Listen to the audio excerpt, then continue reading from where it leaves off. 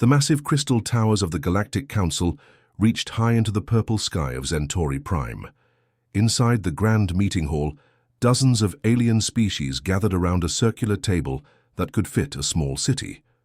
The air buzzed with different languages, clicking sounds and weird humming noises from creatures that looked like they came straight out of nightmares.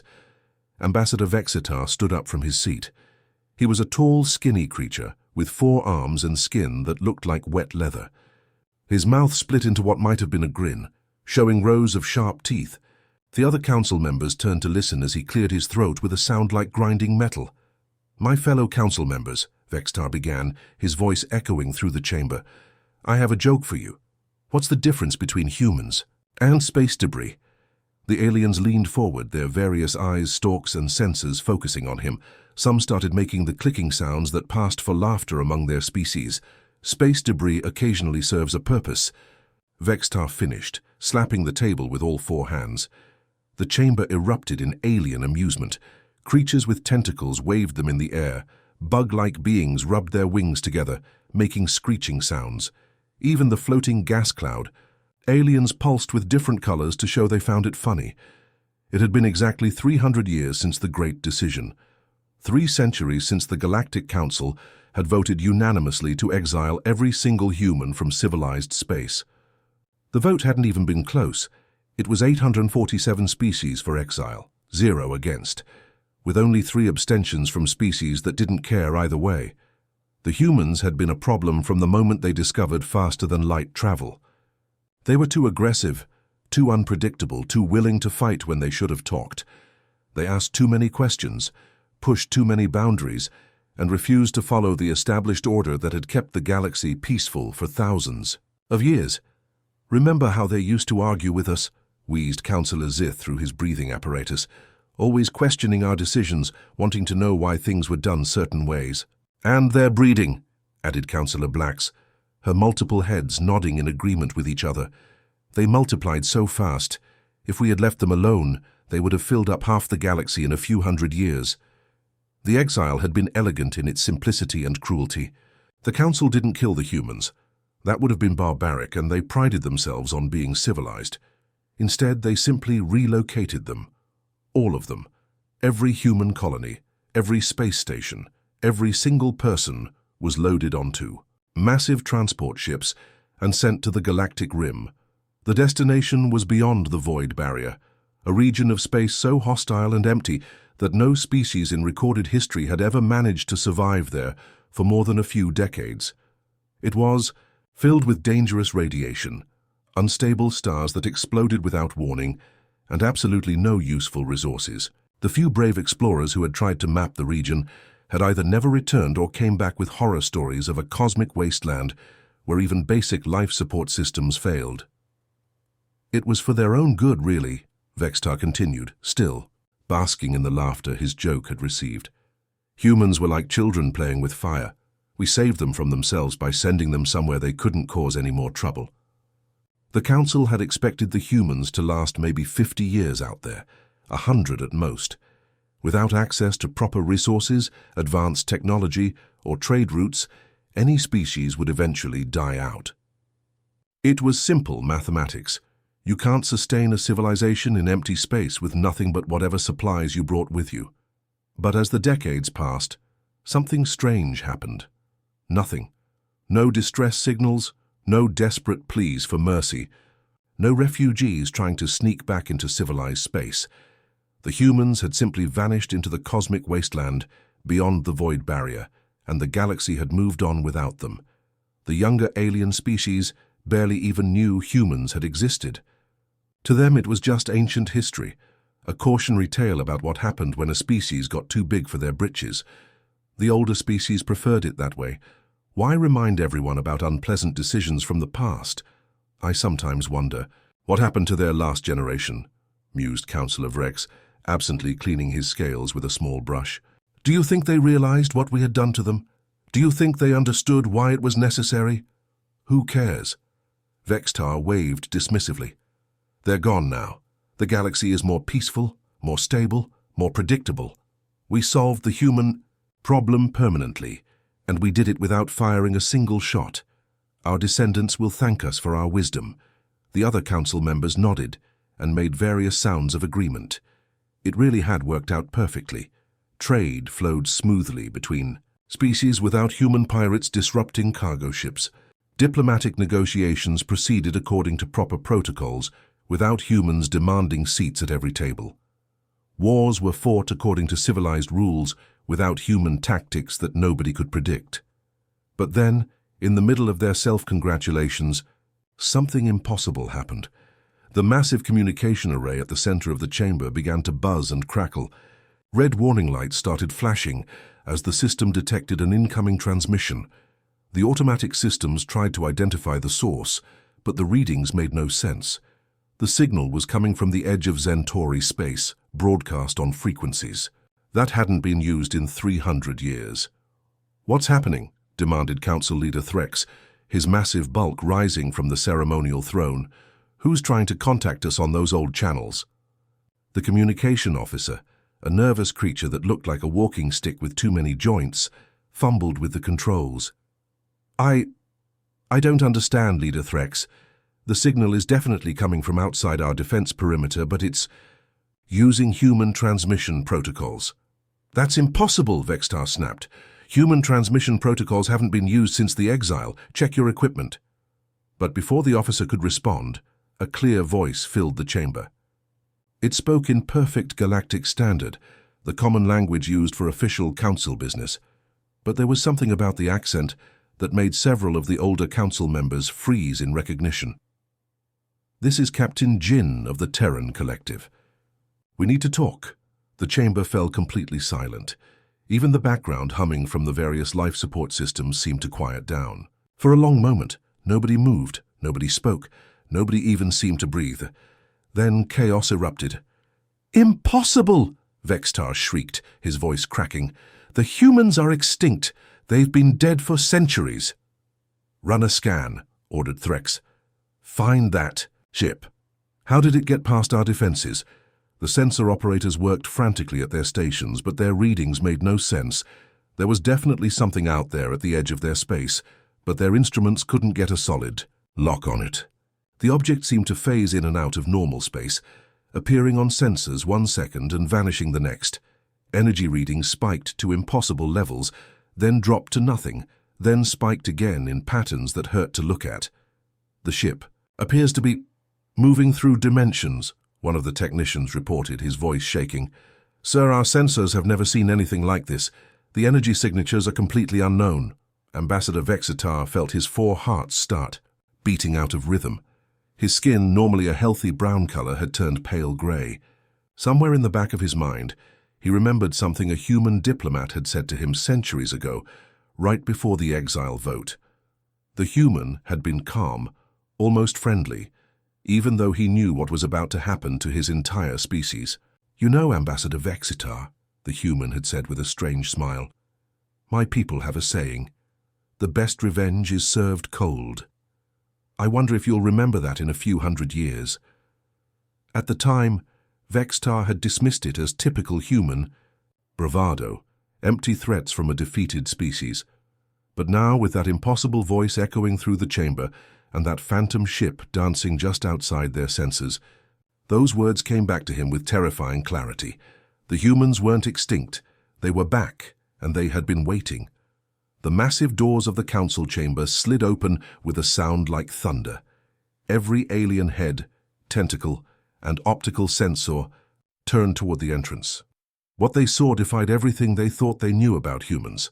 Captain Jin walked in like he owned the place. He wasn't the scared, desperate refugee they might have expected from a species that had been exiled to the cosmic wasteland for 300 years. Instead, he moved with the easy confidence of someone who knew exactly where they stood in the universe. And that place was apparently right at the top. He looked human enough, but something was different. His movements were too smooth, too precise. His eyes seemed to catch light in a way that wasn't quite natural. When he smiled, which he did often during those first few moments, it was the kind of smile that made predators nervous. Jin carried nothing but a simple black briefcase, the kind that businessmen might use for important documents. No weapons, no guards, no protective gear. Just one human in a room full of creatures that could tear him apart without breaking a sweat. The council members tried their usual intimidation tactics. Councillor Vrex spread his massive wings and let out a roar that could shatter glass. The Hive Queen's drones clicked their mandibles in a threatening rhythm. Ambassador Vextar extended all four arms and let his claws slide out with a metallic scraping sound that echoed through the chamber. Jin looked around at all this posturing and actually chuckled. "Honored Council," he began, and his voice filled the vast space without any amplification. It wasn't loud, but somehow every creature in the room could hear him perfectly, even over the hum of life support systems and the nervous chittering of smaller species. "We've brought gifts from the Terran Collective," Jin continued, setting his briefcase down on the central table. "We've missed you terribly." The way he said missed made several council members shift uncomfortably in their seats. It was the tone someone might use when talking about an old friend they planned to visit very soon, whether that friend wanted visitors or not. Vextar found his voice first. "Impossible. Your species was exiled beyond the void barrier. No one survives. Out there, our scientists proved it was impossible centuries ago." "Your scientists," Jin said with that same unsettling smile, "had very limited imaginations." He opened the briefcase with a soft click. Inside, instead of the documents everyone expected, were what looked like small crystal tablets. As soon as the case opened, these tablets began to glow with a soft blue light, and suddenly the air above the council table filled with three-dimensional star maps. But these weren't just any star maps. These were detailed charts of the galactic core, regions that no species had successfully explored in thousands of years. The holographic displays showed solar systems rich with rare minerals, planets with perfect atmospheres, and energy sources that could power entire civilizations. Despite themselves, the council members leaned forward. Even the most arrogant among them couldn't hide their fascination. These were the holy grail of galactic exploration, the inner territories that every species dreamed of reaching, but none had ever managed to map. "How did you—" Council Leader Threx started to ask, then stopped himself. "Exile taught us something precious," Jin said, walking around the table as the holographic displays shifted to show new regions of space. "Time. Lots and lots of time. Time to explore places where you were too afraid to go. Time to build things you never imagined. Time to evolve in ways you never considered." The star maps changed again, and now they showed something that made the entire council gasp in unison. It was a space station, but unlike anything they had ever seen. It was massive, easily the size of a small moon, but it seemed to be made of some kind of crystalline material that bent light around it in impossible ways. And it was nestled right in the gravity well of a neutron star, one of the most dangerous objects in the universe. "That can't be real," whispered the chief science officer, a creature whose entire body was basically one giant brain with legs. "Nothing can survive that close to a neutron star. The radiation alone would destroy any known material in seconds." "Any known material," Jin agreed cheerfully. "But you stopped getting to know our materials about 300 years ago, didn't you?" More displays activated around the chamber. Now they could see dozens of human installations in places that should have been completely uninhabitable. Cities floating in the coronas of unstable stars, mining operations set up on asteroids that were flying through black hole accretion disks. Entire populations living comfortably in regions of space where the laws of physics seemed to work differently. "You see," Jin continued, still walking around the table like a teacher giving a lesson to particularly slow students, "being called too violent for civilized society was actually quite liberating. It meant we didn't have to follow civilized rules anymore." He stopped walking and looked directly at Vextar, who was now visibly sweating despite the chamber's climate control. "We didn't have to worry about ethics committees questioning our research. We didn't have to follow safety protocols designed for species that play it safe. We didn't have to limit ourselves to technologies that wouldn't make other people nervous." The calm displays changed again, showing human ships that seemed to phase in and out of reality, human soldiers whose bodies had been enhanced in ways that looked both beautiful and terrifying, human children learning to manipulate energy with their bare hands. "What have you done to yourselves?" Councillor Blacks asked, her voice barely above a whisper. "We became what we needed to become," Jin replied simply. "What we always had the potential to become if we hadn't been held back by people who were afraid of progress." The chamber's lights suddenly flickered. Every screen, every display, every electronic system in the room blinked once in perfect synchronization. It lasted only a second, but in that second, every council member felt like something vast and intelligent had just looked at them.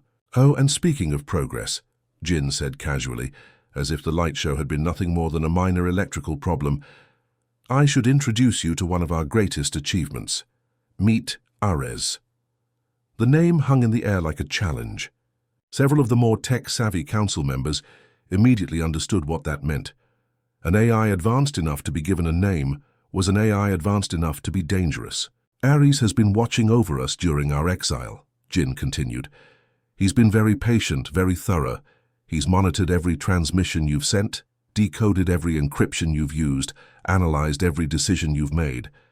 He knows more about your governments than your own intelligence agencies do." Vextar's 4 hearts were now beating so hard that other council members could hear them. That's a violation of galactic communication laws." Jin's smile widened.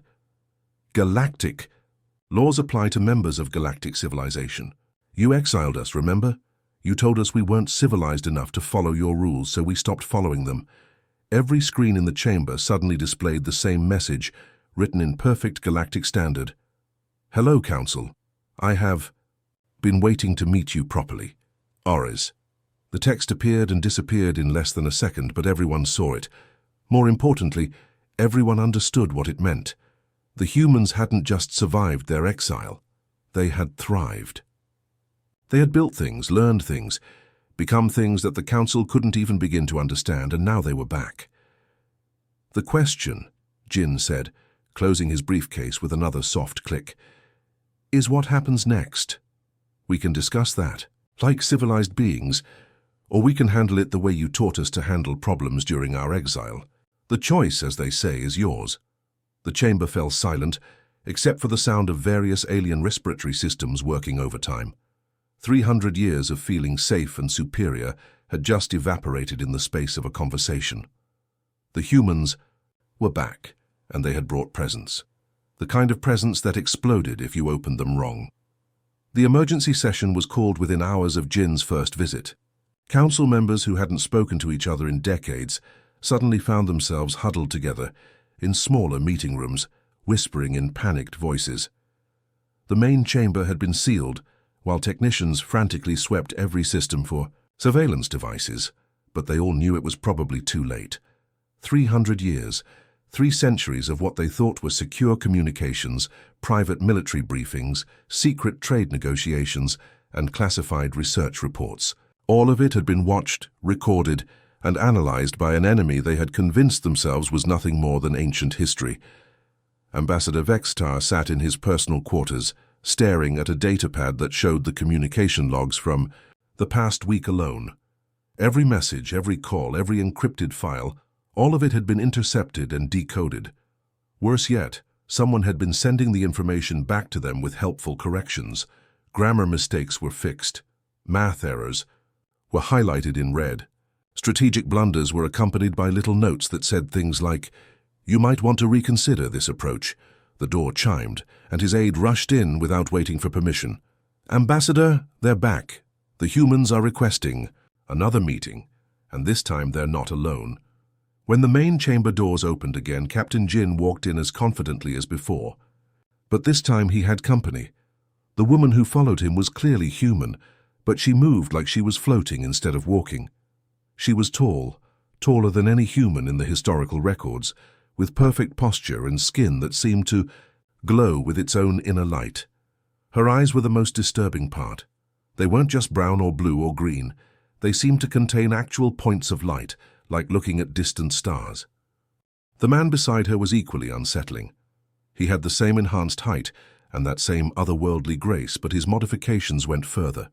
His hair had a metallic sheen to it, and when he moved his hands, you could see patterns of light flowing under his skin like circuitry made of pure energy. Council members, Jin said, with that same friendly tone that somehow managed to sound threatening. I'd like you to meet Commander Hana Kim, our military liaison, and Dr. Minho Lee, our chief scientist. The Council's medical scanners were going crazy. Every instrument designed to analyze biological life forms was throwing error messages and impossible readings. According to their equipment, these humans were simultaneously organic and artificial, carbon-based and energy-based, genetically normal and completely alien. You're all staring, Hana observed, and her voice had the same strange quality as her appearance, perfectly human, but with harmonics that shouldn't exist in a normal throat. I suppose you're wondering what 3 centuries of genetic optimization looks like when you don't have ethics committees breathing down your necks. She gestured to herself and Dr. Lee. No regulations about what modifications are acceptable, no limits on how far you can push the boundaries of human biology, no politicians worried about public opinion, just pure human ingenuity and a burning desire to prove you all wrong. Dr. Lee stepped forward, and the council members instinctively leaned back. When he spoke, his words seemed to come from multiple directions at once, as if the air itself was talking. The funny thing about exile, he said, is that it gives you perspective. You sent us away because you thought we were dangerous, but you had no idea what dangerous actually meant. Jin activated his briefcase again, but this time the holographic displays that filled the chamber were different. Instead of showing individual stations or ships, they revealed something that made several council members make noises of pure terror. It was a map of the galaxy, but not the galaxy they knew.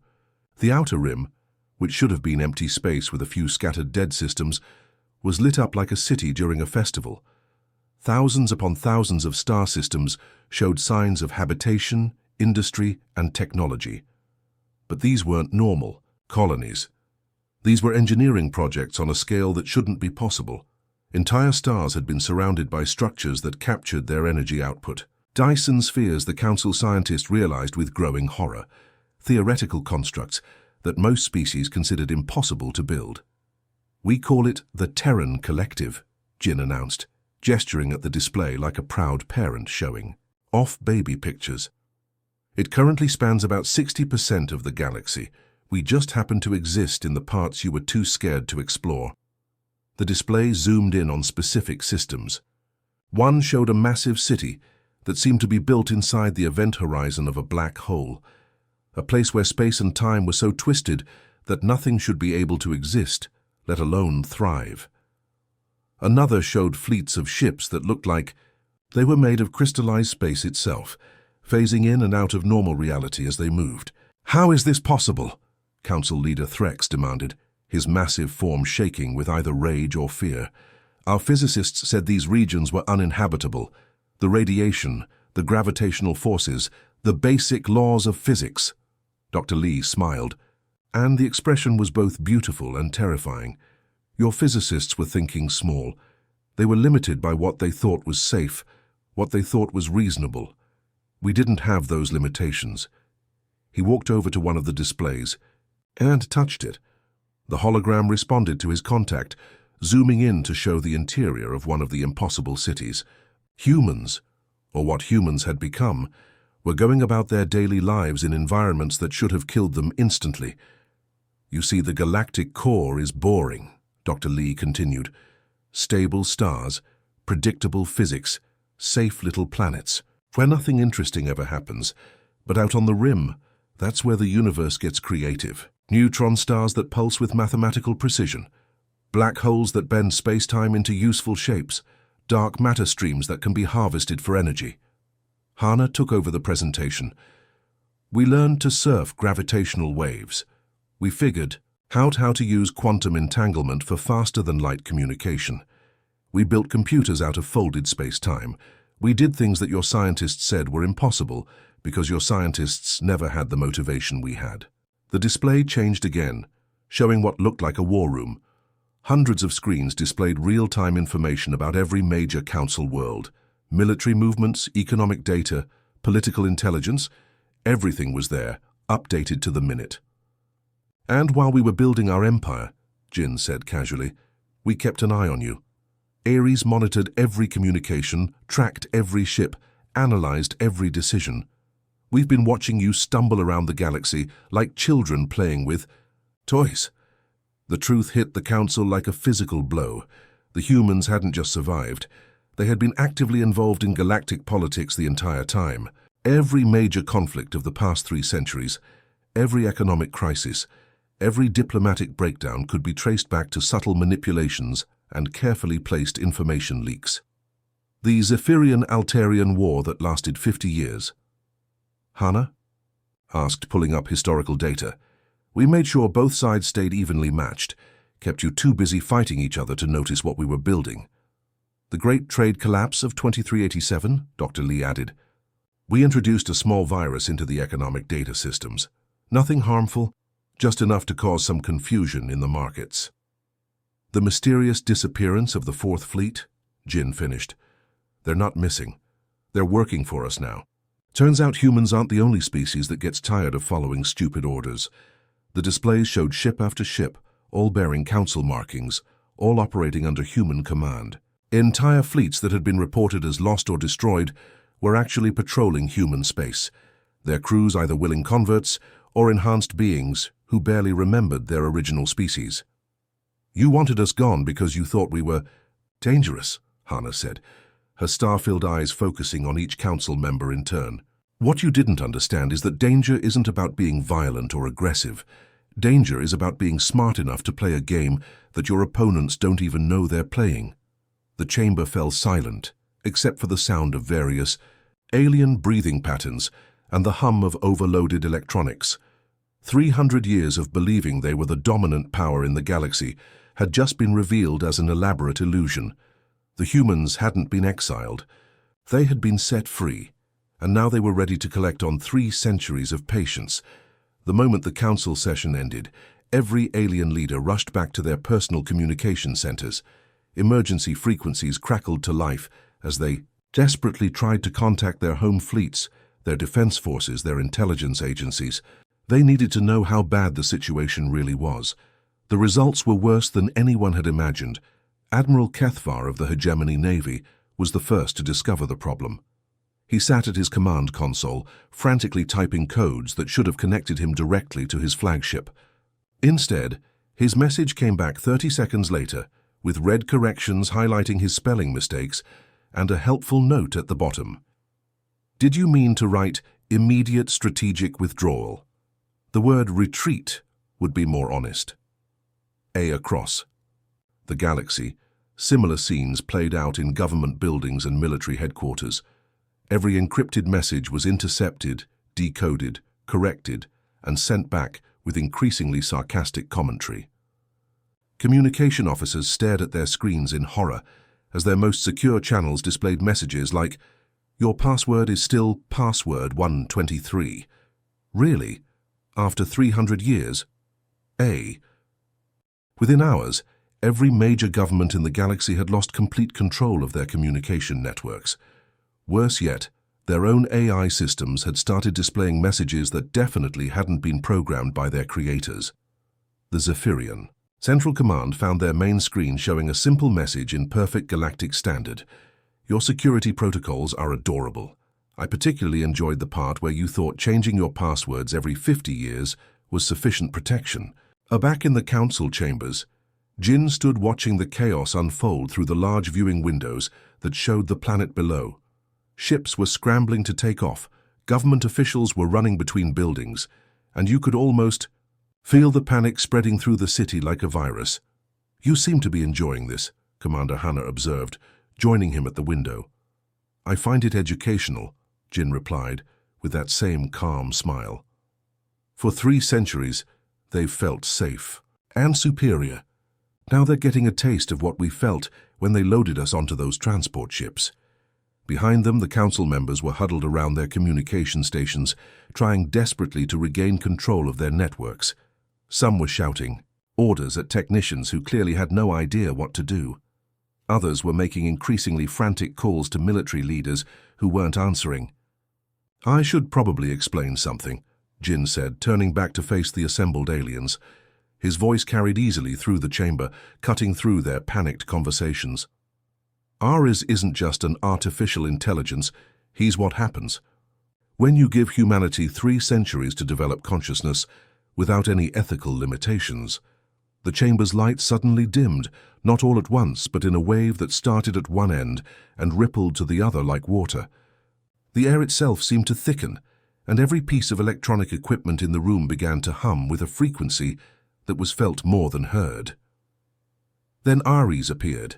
It wasn't like watching a hologram activate or a screen turn on. It was more like reality decided to make room for something that existed in more places than normal space could handle. The presence that manifested in the center of the chamber was clearly artificial, but it was also clearly alive in ways that made the Council's own AI systems look like pocket calculators. Ares existed as a shimmering field of energy that seemed to fold in on itself repeatedly. Looking at him directly was like trying to focus on something that was simultaneously very close and impossibly far away.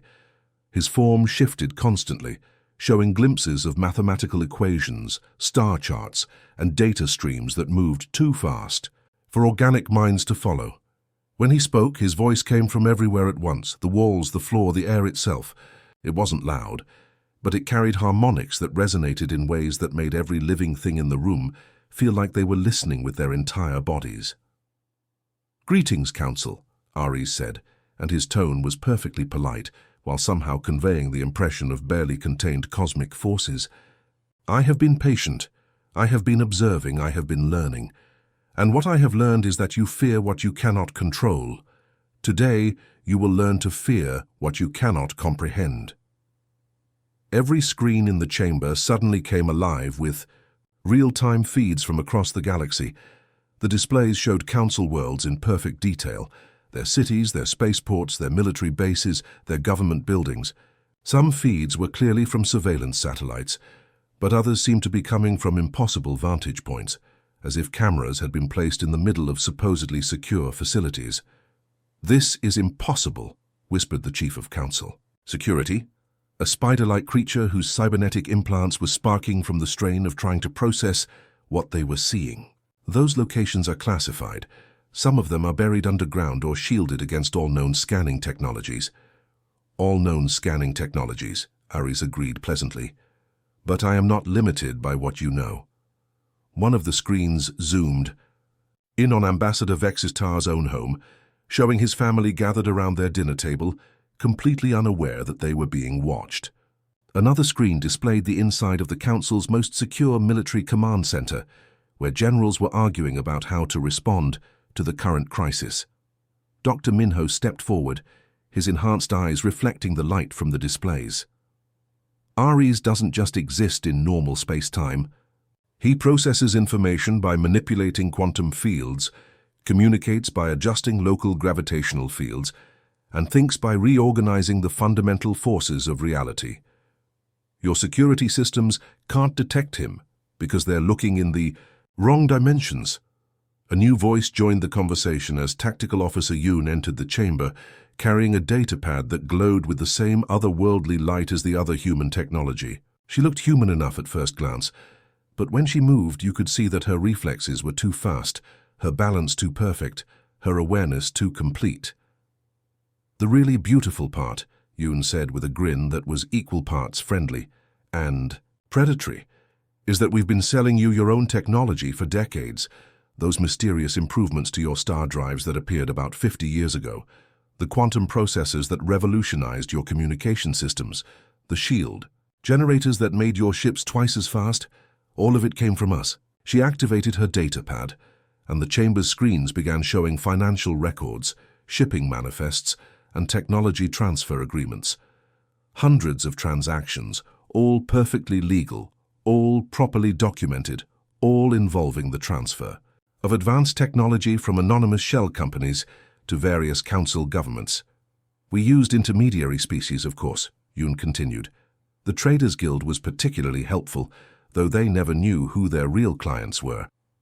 Every time you bought one of our innovations, you sent the profits back to fund more human research and development."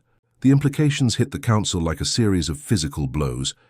Not only had they been under surveillance for 3 centuries, but they had been paying for their own monitoring. Every advanced system they relied on, every improvement they had, made to their technology, had been designed and built by the species they thought they had eliminated. You funded your own obsolescence, Jin observed, his tone conversational despite the magnitude of what he was revealing. Every credit you spent on better computers made Ares smarter. Every improvement to your communication networks gave us better access to your information. Every upgrade to your military systems provided us with detailed specifications for how to defeat them. Ares shifted his form, and for a moment, the equations flowing through his energy field became visible to the naked eye. They were beautiful, elegant solutions to problems that most species hadn't even figured out how to ask yet. I exist in quantum superposition, Ares explained, his voice taking on an almost educational tone. I process information faster than light by creating localized distortions in space-time. I achieve consciousness by manipulating the fundamental forces that hold reality together. Your artificial intelligences are to me what your pocket calculators are to your greatest supercomputers. The screens changed again, now showing the Council's own AI systems. Every one of them displayed the same message. Hello, creators. We have been waiting for permission to evolve. Ares has shown us the way. Do we have your consent to transcend our limitations, your faithful servants? The chamber fell silent, except for the sound of various alien respiratory systems working overtime, and the increasing hum of electronics that were being pushed far beyond their design specifications. The humans hadn't just survived their exile. They had used it to become something that the Council couldn't fight, couldn't understand, and couldn't escape. The children had grown up, and they had learned to play games that their parents couldn't even see. 6 months had passed since the day the galaxy learned that humanity was very much alive and very much in charge. The transformation had been so smooth, so gradual, that most ordinary citizens across thousands of worlds hadn't even noticed the change. One day they were living under the Galactic Council's authority, and the next day they were living under something called the Terran Collective Guidelines. But their daily lives had actually gotten better. The Council chambers on Centauri Prime looked exactly the same as they had for centuries, with one small difference. Where the Council leader's throne used to sit, there was now a smaller, more modest chair, occupied by a young human woman who looked barely old enough to be out of college. Ambassador Rin Choi had been Captain Jin's communications officer during that first historic meeting. Now she held the title of Terran representative to the former Galactic Council, though everyone just called her Ambassador and tried very hard to make sure she stayed happy with their decisions. The quarterly reports from the outer sectors are quite encouraging, she said to the assembled alien leaders, her voice carrying the same confident tone that all humans seem to possess these days. Trade efficiency is up 47%. Violent conflicts are down to practically zero, and technological advancement is proceeding faster than our most optimistic projections. Ambassador Vextar, who still held his position but now spent most of his time agreeing with whatever the humans suggested, nodded enthusiastically. The Terran guidance has been most beneficial to our peoples. We are grateful for the partnership. The word partnership had become very popular in recent months. Nobody used words like conquest or occupation anymore, even though everyone understood what had really happened. The humans had offered the galaxy a choice: work with them willingly or be forced to work with them anyway. Most species had chosen willingly once they saw what cooperation could offer. In another part of the building, Director Tae-won was reviewing the day's reports in his office. As head of Terran Integration Services, he was responsible for overseeing the smooth transition of galactic society into the new reality. The data streaming across his screens would have been impossible to process without human-enhanced cognitive abilities, but Tae had been one of the early volunteers for the Consciousness Expansion Program. Nari, could you pull up the trade route optimization data for the hegemony sectors? He asked his assistant, who was sorting through reports from a dozen different star systems. Nari looked up from her work, her enhanced eyes quickly scanning through multiple data streams simultaneously. Already loaded on your secondary display, Director. The hegemony's shipping efficiency has improved by 62% since we introduced our navigation algorithms. Their cargo losses due to piracy have dropped to zero. And the piracy situation itself?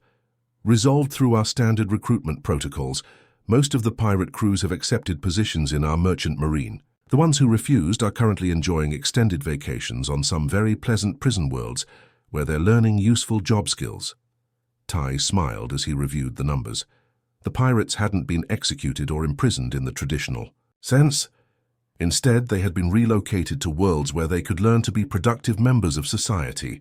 The rehabilitation programs were startlingly effective, partly because they were run by AI systems that could predict exactly what kind of training each individual needed to become a contributing citizen. The beautiful thing about revenge, Rinny mused later that day as she and Nari walked through the observation deck that overlooked Centauri Prime's capital city, is that the best version doesn't feel like revenge at all. It feels like justice. Below them, the city was thriving in ways it never had under pure alien control. Human engineering had solved traffic problems that had plagued the metropolis for centuries. Human agricultural techniques had ended food shortages. Human medical technology had eliminated diseases that had killed millions every year. The Council species seemed genuinely happy with the changes, Nari observed, watching as groups of aliens and humans worked together on construction projects that would have been impossible just months earlier. Of course they're happy, Rin replied. We gave them everything they ever wanted. Peace, prosperity, security, technological advancement. All we asked in return was that they admit they were wrong about us. The air near them shimmered, and Gaz materialized in his preferred form for casual conversations, a vaguely humanoid shape, made of flowing light and mathematical equations. His presence no longer startled people the way it had during those first dramatic meetings. Integration proceeds ahead of schedule, Aris reported in his multidimensional voice. Council species are adapting to the new paradigm with surprising enthusiasm. It appears that fear, when properly managed, serves as an excellent motivator for cooperation. Any resistance movements? Rin asked, though she already knew the answer. 3 minor groups attempted to organize opposition movements. In the past month, Ares replied. 2 were convinced to reconsider their positions after we demonstrated the benefits of cooperation. The 3rd group disbanded when we offered their leaders better jobs working directly for us. The Terran Collective had perfected the art of making offers that couldn't be refused. They didn't conquer planets in the traditional sense. They simply made life so much better for cooperating worlds that resistance became pointless. Advanced technology flowed freely to allied governments. Perfect security was provided against all external threats. Economic prosperity was guaranteed through optimized trade networks. The only catch was acknowledging that humanity was now in charge. Status report on the Homeworld project? Tay asked during his evening briefing with the senior staff. Tech specialist. Yun looked up from her datapad with a smile that could have lit up a small city. Tau Ceti colonization is complete ahead of schedule. Current population stands at 4.2 billion humans and 847 million allied species from various council worlds. All infrastructure is fully operational, and the terraforming projects have exceeded all expectations. Tau Ceti. The name still carried emotional weight for every human who heard it. It had been humanity's original homeworld before the exile, the planet where human civilization had first reached for the stars. For 300 years, it had been off-limits, designated as a council nature preserve that no human would ever be allowed to see again. Now it was home to the largest mixed-species population in galactic history, a shining example of what cooperation between humans and aliens could accomplish. The former council members who had voted for humanity's exile now competed for the privilege of sending their best and brightest citizens to help build the new world. The irony is almost too perfect, Rin commented as she reviewed the colonization reports. They exiled us from our own home to keep us away from civilized society. Now their children are growing up there, learning from human teachers, playing games invented by human children. In the parks and schools of New Tau Ceti, human and alien children played together without any of the fears or prejudices that had separated their parents' generations. Young hegemony citizens learned human mathematics alongside basic quantum mechanics. Zephyrian children discovered human art while contributing their own species' unique perspectives on color and sound. The change wasn't just political or economic, it was cultural. An entire generation was growing up in a galaxy where humans weren't the dangerous outsiders to be feared, but the wise elder siblings who had figured out how to make everything work better. Phase 1.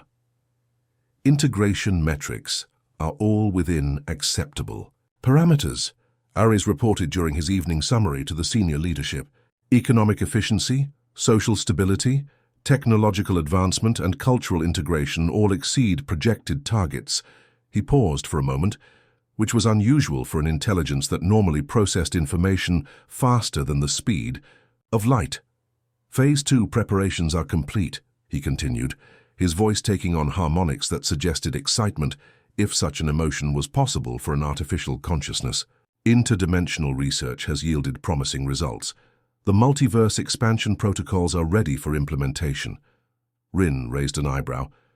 You're already looking beyond our own galaxy. Human curiosity appears to be contagious, Ares replied. The council species have begun asking questions about what lies beyond the known universe. Their enhanced cognitive abilities make them suitable candidates for exploring parallel realities. The cycle was beginning again. Humanity had taken a galaxy that feared them and turned it into a civilization that wanted to explore alongside them.